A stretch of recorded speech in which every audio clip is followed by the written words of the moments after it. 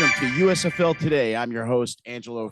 Make sure you follow us on Twitter at USFL Today and also subscribe to our YouTube channel. It's also at USFL Today. That's where you're going to find all of our great shows and all of our great content. Subscribe, set your notifications, don't miss an episode. Today's episode is a great one. It's my first opportunity to really speak with one of the USFL champion Birmingham Stallions, and I'm happy to bring on to me, the defensive player of the game, maybe the MVP of the game, Christian McFARLAND. C-Mac, how you doing? Welcome to the show. Yes, sir. I'm doing good. Thanks for having me. Appreciate it. I'm glad that you're here, and I'm really psyched to be able to finally speak to one of the USFL champions. It only took me about 7 months, but that's all right. Yeah. part of the fun is the hunt. Right. Let's start with the championship game. What a dream, huh? I mean, you guys went 9-1. You won your playoff game. You get to the championship game, high-scoring affair, but you have an awesome game. You lead the team in tackles. You deflected a pass. You had the game-sealing interception. What'd that feel like? Could you have dreamt up a better ending to the season for yourself, Christian? Honestly, not really. I mean, it's really, like you said, man, everything you could want in the game. In a season, honestly. And it's funny because like looking forward to the season, looking at all the Twitter stuff where we're projected to be, the worst team and all that kind of thing. You don't know what kind of guys you're going to be around. So it was fun to kind of go through with the guys, and then obviously get into the championship. It was a great game, great atmosphere, and it was fun to play. I feel like I had a good game, gave up a couple of things I didn't want to give up. But at the end of the day, we got the win. So it was a great experience. Yeah, it was an amazing afternoon and evening. And I was fortunate enough to be there covering the game on the field. And when it all ended and the celebration was happening, I was right in the middle, just soaking it in, watching you guys high-fiving and hugging and celebrating, and the confetti coming down. Even just as an observer, you could feel the electricity and the joy you guys were going through at that moment.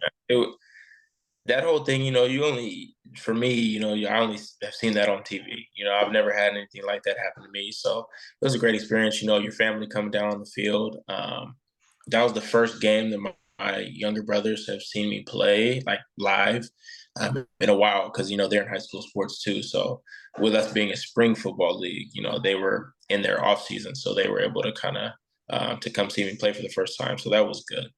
That's a great opportunity for them to see you in a championship game, no less, too. Right. To win it. And your wife was there when you made the game sealing pick. You ran right to your wife and gave her the ball. That was a really cool scene. I saw that video on YouTube. Someone got a good shot of you two. I mean, what a happy moment, huh? Yeah, it was definitely like, I didn't have the game. I had the game that I wanted in a sense, but there was a couple things, like I said, that I gave up that I wasn't really, so in my mind, all I could think about was, after I made the play, I didn't even celebrate with my teammates right away. It was just all emotion. Let me give the ball to my girl, my baby. So yeah, it was a rush, honestly. Hey, tell me the confetti story that you had mentioned a little bit before we started recording. Oh yeah. So, I mean, I'm training out here. I'm in Sacramento, California, man. So it's a little windy still, but it's getting hot, right? So, in between reps and things like that, I take my helmet off because I feel something, keep messing with my ear.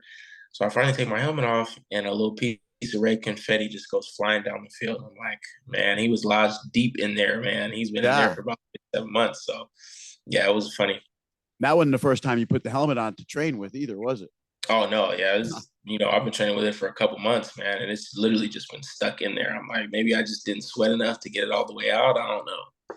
So that little red piece of confetti falls out while you're sort of on your own training and sweating. And does it like say to you, wow, like this is why I do this? That piece of confetti right there. Yeah, that type of thing, kind of. I've been training with my guy. He plays on the Maulers. Obviously, Who's that? they're a little bit different. Isaiah Henney. Oh, Isaiah, who was just on the show last week.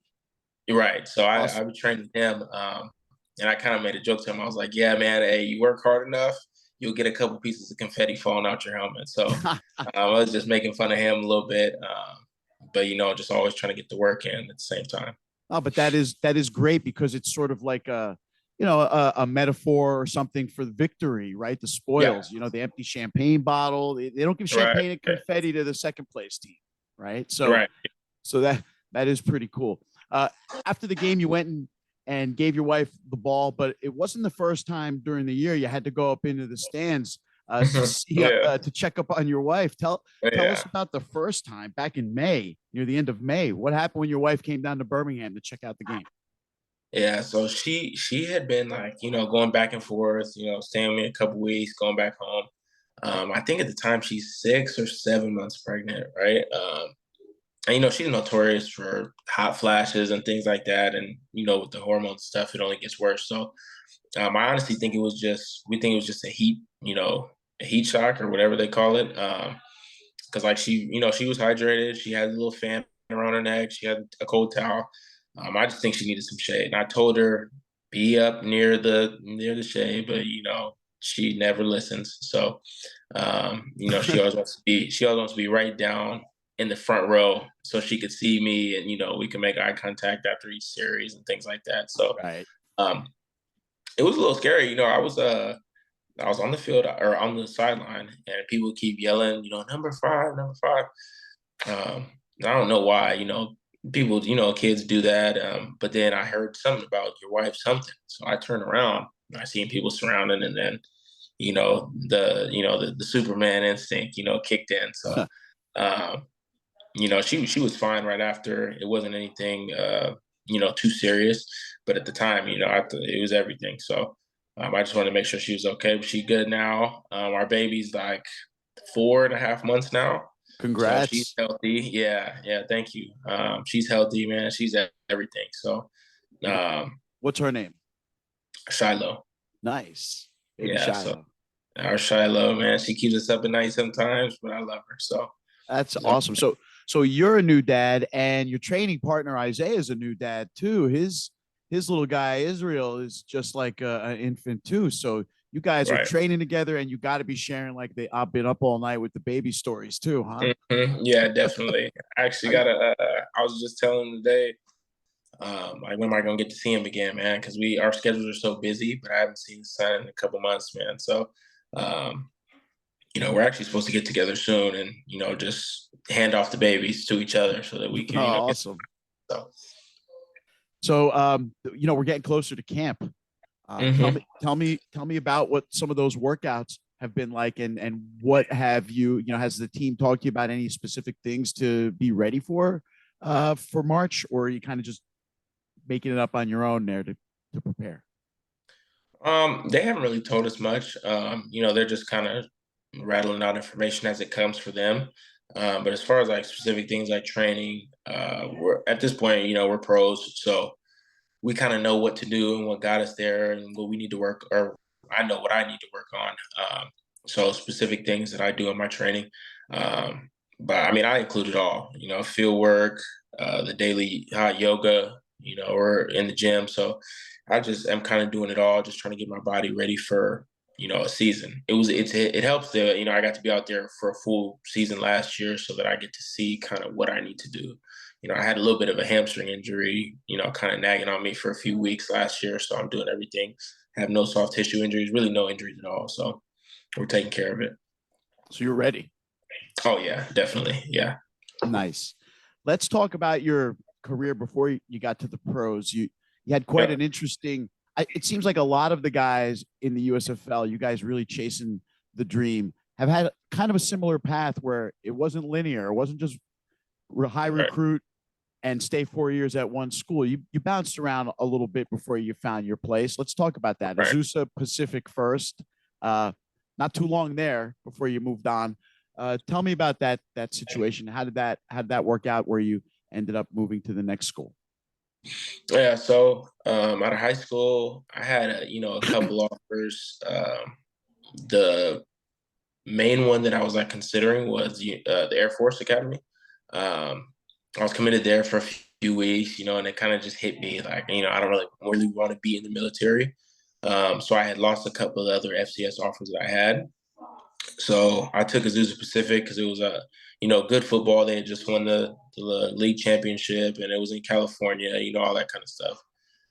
But after a year, I was just kind of like, this isn't really what I wanted to do.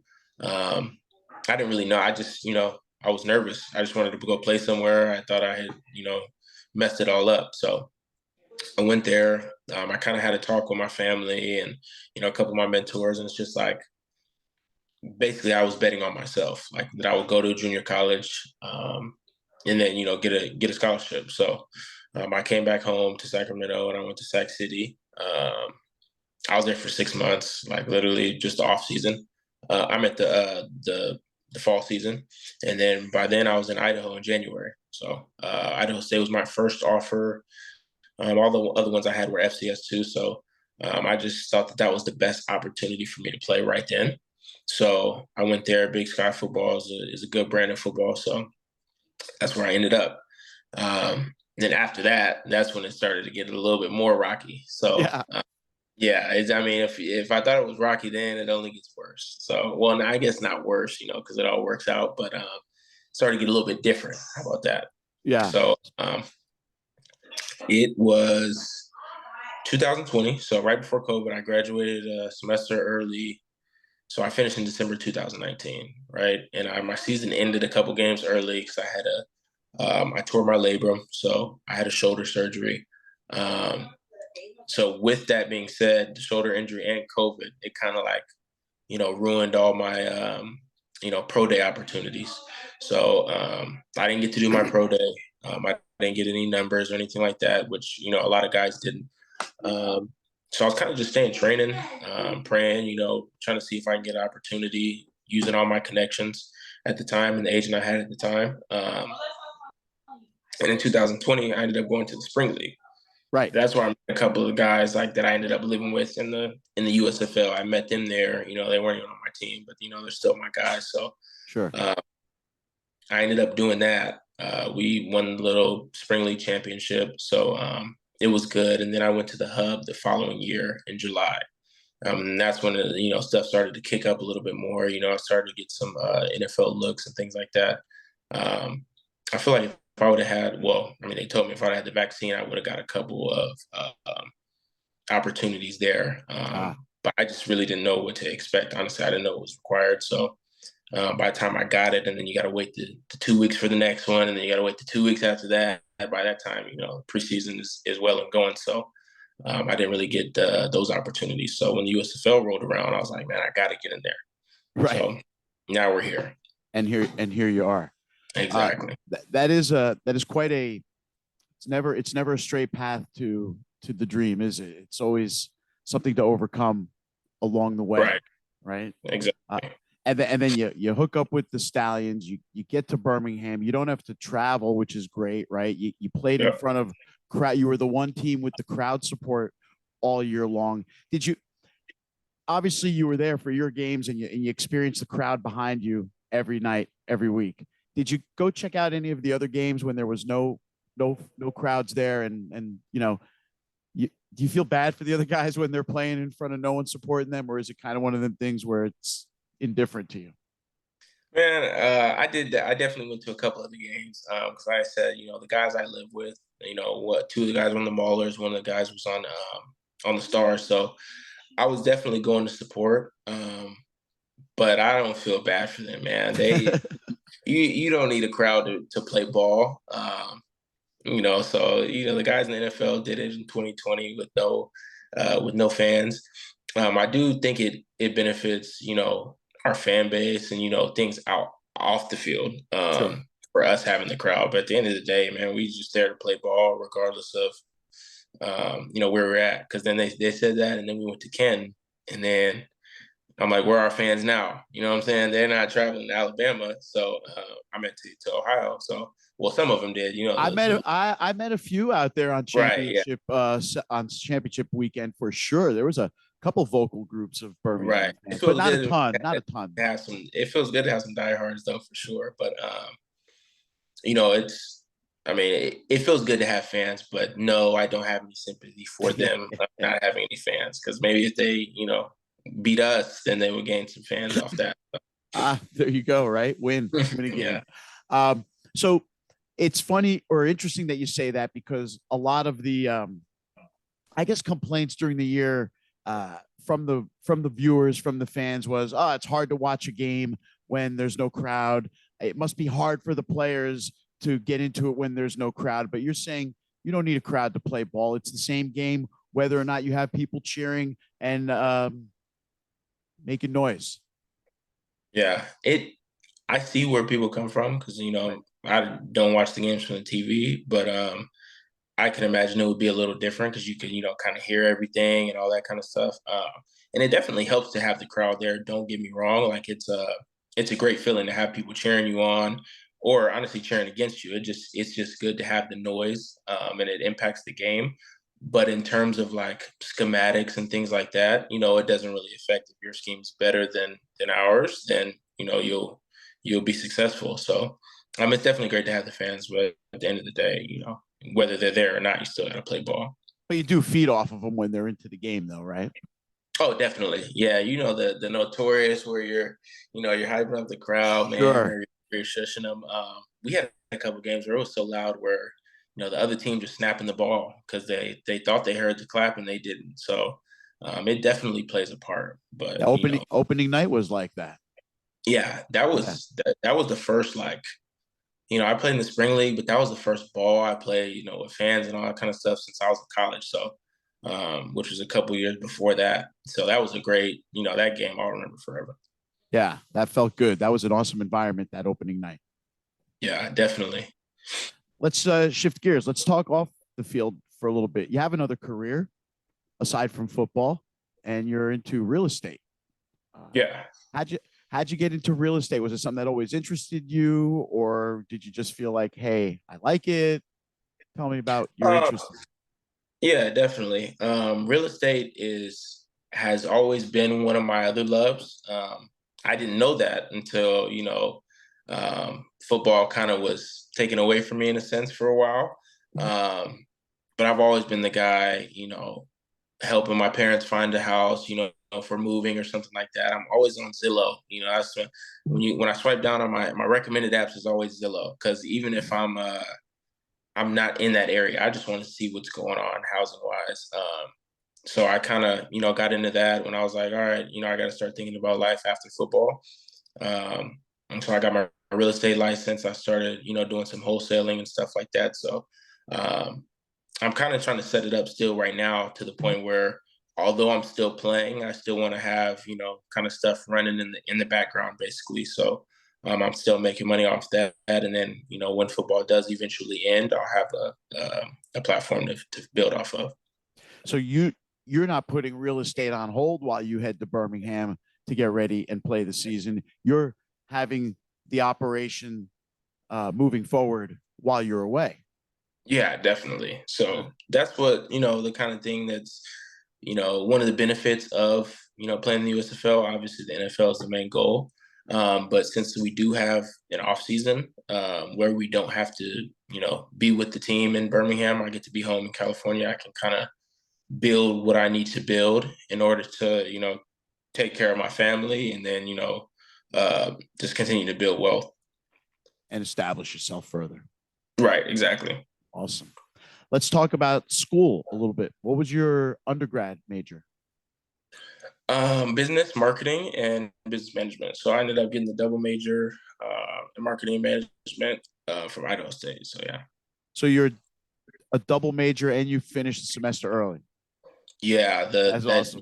when I went to the JUCO route, my JUCO coach was like, if you want to go one and done, like or transfer mid year, basically. So I wanted to leave in January so I could get acclimated.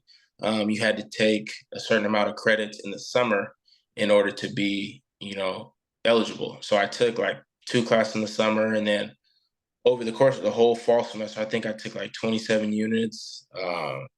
Yeah, it was tough, but it was my coach set me up well. I had like 3 classes that went the whole length, and then I would take 2 classes on an 8 week, 2 classes here on an 8 week, and then it just kind of it all worked out. So I got my AA, in a year and a half, and then Nice. it was able to graduate early. So yeah. Wow. Congrats on that. That's a pretty huge move to get done early and come out with a double major. And now you're working on a master's. Tell me about your master's and what is that in? This master's is actually through the USFL with one of their partner schools, and I was like, man, I gotta take advantage of that opportunity. So Sure. I'm getting my master's in business administration. Wow, congratulations, man. You are really setting yourself up to launch your career whenever the football period of your life is done and closes. You move on to what already, you're not going to be starting it up when football ends. It's already Right, started right, now. right. It's Yeah, awesome that's plan. exactly what I'm trying to do. I love that. Um, so here's some that I read. I don't know if it's getting too personal or not. You're good. I saw that you're a married man. You proposed, but you didn't really propose. Your wife found the ring. Tell me about Oh that. yeah, man. How's that happen? And She give so other guys don't make the same mistake. Tell us the story. Man, I told you this, like 5 minutes ago that my wife is a little, she don't be listening as much as, I be telling her. So um, I was living with my mom at the time, and I got my whole little setup. I got my desk, my gaming monitor. I like to play video games. So I got my whole setup. She's sitting on my gaming chair. I'm sitting on my bed. My mom's actually in the room. Um, and we had been talking about it, how I moved, taking it to the next level and things like that. But she has no idea that I've had the ring for 3 months at the time. Wow. Um, Okay. yeah, and so, but I didn't know what I was trying to formulate what I was going to do to actually propose. So it's in my dresser, right, or in my nightstand. She never goes in my nightstand. Like we're if we're together, like I'll go to her. I would have went to her apartment, or she's just here for short term. So she never goes through my stuff. She's just getting nosy, talking to my mom. She thinks I don't see her. And she ends up finding it while I look away, like I wasn't paying attention. And so she did find it, but I made sure, I dropped down on a knee in the bedroom and actually formally asked her, even though she was crying and all that stuff. So Wow. it was cool. Like you said, everything that I've done and everything that I go through, nothing's ever normal. So it doesn't surprise me that happened. But like I said, we're happy now. We got our baby. Everything worked out. So Great story. It's a great story though. So we're now heading to 2023 season. Training yeah. camp's only 4 or 5 weeks away. It's coming quick. You guys are the defending champions. So you're going to be the guys with the targets on your back now. You probably were a little bit because you were the home team anyway. And now there's going to be some travel involved in the season.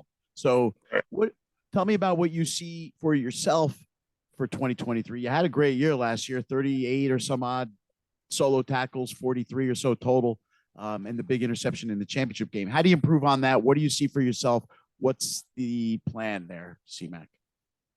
So for me, it's kind of, just play my game. I feel like last year, reviewing the film, I left a lot on the table. Really, because I just hadn't played football in a while. I was still getting acclimated. Like I said, nursing a hamstring injury for 5 weeks. But at the end of the day, I was on the field. So, it's not really an excuse. But going into the next season, I just want to improve on the little things that I saw. And then, just being with the team for a second year and the majority of the guys coming back, we just have that, that bond, especially in the secondary. A couple of them are just texting us in the group chat right now. We just play together, and that helps. That helps. The chemistry helps everyone to make plays. So I feel like this camp being a week or so longer will actually help too, just because we get to form together, we get to gel together. But personally, I know the things I need to work on, and I've been doing those improvements in training in the off season. So it'll be a great season. It is going to be interesting now where last year nobody knew anybody. Some of you guys knew each other, but you kind of Right. didn't. And it was thrown all together, and it was a super successful year. And now it's a building year, which is it's like a whole different feel from a year ago because you guys all know one another. You now know the opponents. There's going to be film now, aside from just like the most recent game, maybe.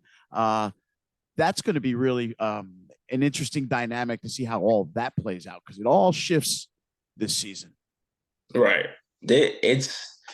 I feel like that was the main thing from last year that like helped us to be successful is although we, no one knew each other, we just formed a bond, man. We all gelled together. And it only goes up from there. We knew that if we didn't get NFL opportunities, the majority of us would be back.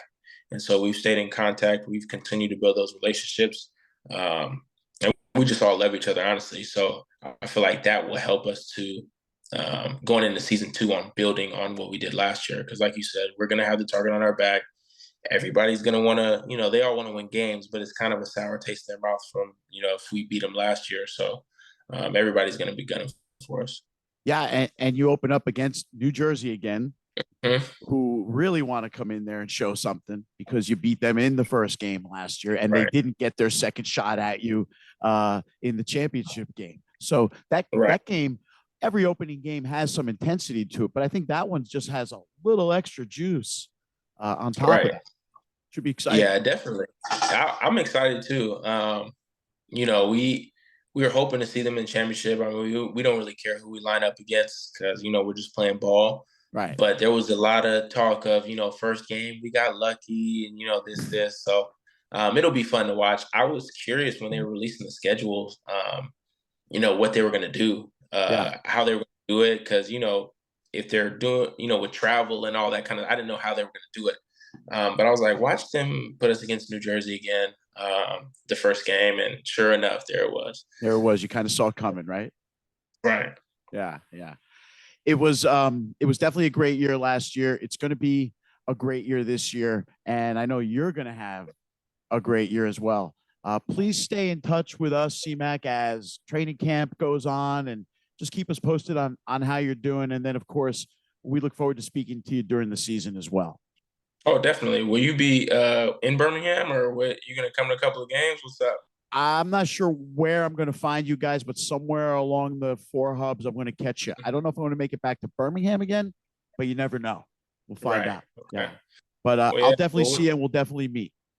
Okay, definitely. Yeah, for sure. I can't wait. And I appreciate you coming on the show. Yes, sir. Thanks for having me. Ladies and gentlemen, that wraps up this edition of USFL Today. That's my guest, USFL champion Christian McFarLand, CMAC. I appreciate you coming on the show. If you follow us on Twitter, there he is showing off his USFL Champions hat.